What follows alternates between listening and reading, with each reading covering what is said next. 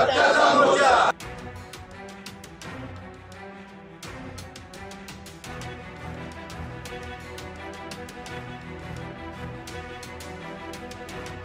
अरे बघताय काय? सामील व्हा। अरे बघताय काय? सामील व्हा। अरे बघताय काय? सामील व्हा।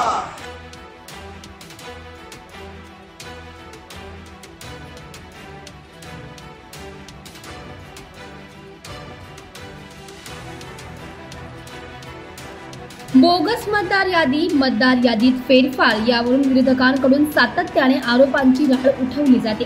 मात्र निवडणूक आयोगाकडून या आरोपांवर कोणतेही ठोस प्रत्युत्तर दिले जात नाहीये। त्यामुळे विधानसभा निवडणुकीत झालेल्या बोगस मतदानाविरोधात शनिवार 1 नोव्हेंबरला सर्व विरोधी पक्ष विराट मोर्चा काढणार आहेत। उद्या मुंबईत होणाऱ्या निवडणुकीत आयोगाच्या विरोधातील मोर्चाचे जनजागृती करण्यासाठी मनसे आणि शिवसेना ठाकरे गटाकडून जनजागृती करण्यात येत आहे। वाशीतील जॉगिंग ट्रॅकवर ही जनजागृती करण्यात आहे। यावेळी पत्रके वाटून लोकांना उद्याच्या मोर्चाला येण्याचे आवाहन मनसे नेते गजानन काळे यांच्याकडून आणि मनसे कार्यकर्त्यांकडून करण्यात आलं आहे।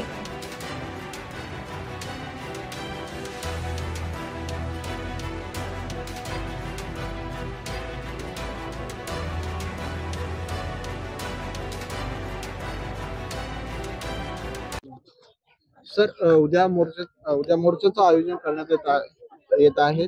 आज सगळे ठाकरे गट आणि तुम्ही एकत्र येत नवी मुंबईकरांची मॉर्निंग वॉकची आहे संवाद 27 मध्ये। हे सातत्याने सन्माननीय राजसाहेब ठाकरे सांगतायत की खात्रीलायकरित्या महाराष्ट्रातल्या विविध मतदार यादीत 96 लाख खोटे मतदार आहे।